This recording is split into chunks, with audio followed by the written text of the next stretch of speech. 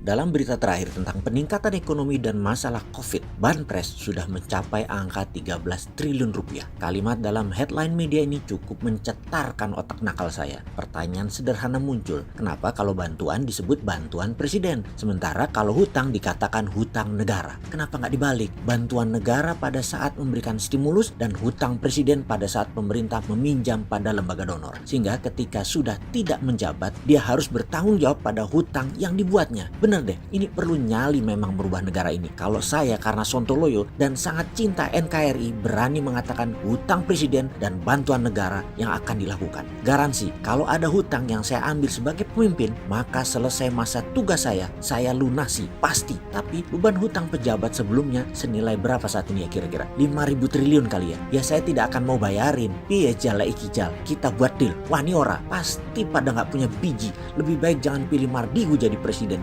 Biar mantan pejabat semua. Tapi tenang, gak akan orang sontoloyo begini dipilih. Saat ini ada buzzer, bukan hanya nyelip di komen, tapi sudah ditarget, dibuat landing page, dibuat channel YouTube, dibuat blog khusus untuk menyerang Bosman. Keren. Ini si sontoloyo mulai diperhitungkan saat ini. Mungkin si Bosman ini adalah sedikit manusia yang dibenci buzzer, tapi dicintai. Kenapa dicintai? Karena anggaran influencer dan buzzer naik drastis khusus untuk menyerang Bosman. Bayangkan kalau sekarang per tahun berapa tuh? 100 miliar ya, lalu naik 150 miliar misalnya. Wih, sontoloyo untuk membungkamnya negara mengeluarkan budget loh. Keren, itu baru namanya kompetisi. Semakin banyak buzzer, itu penting. Artinya kita ditakuti. Singa tua luka ternyata ditakuti. Lumayan buat orang yang mencintai negara dengan cara lain tapi dibilang salah. Lumayan tahu betapa hausnya pejabat sekarang akan berkuasa. Jadi tahu arti demokrasi di Indonesia. Ternyata hanya di bibir. Apa karena banyak pejabat saat ini yang sudah kena Pygmalion syndrome ya?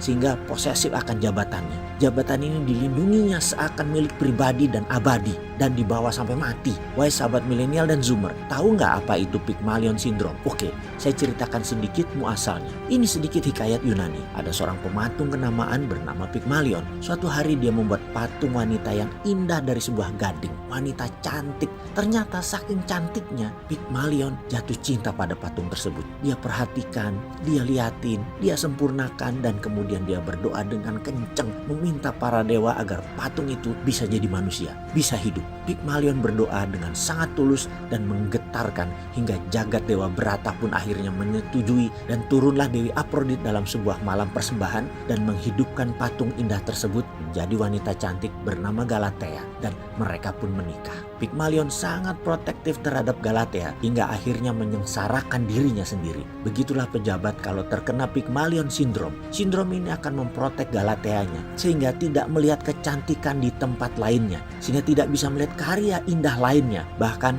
fansnya Pygmalion pun terpesona dengan Galatea tadi, juga ikut memuja makhluk jadi-jadian tadi. Semoga ini hanya dongeng sontoloyo, namun cukuplah untuk jadi bahan menaikkan anggaran buzzer daripada nanti para penggemar sadar bahwa Galatea itu semu diposesifin Pygmalion yang ingin hidup selamanya dengan cinta terpasung.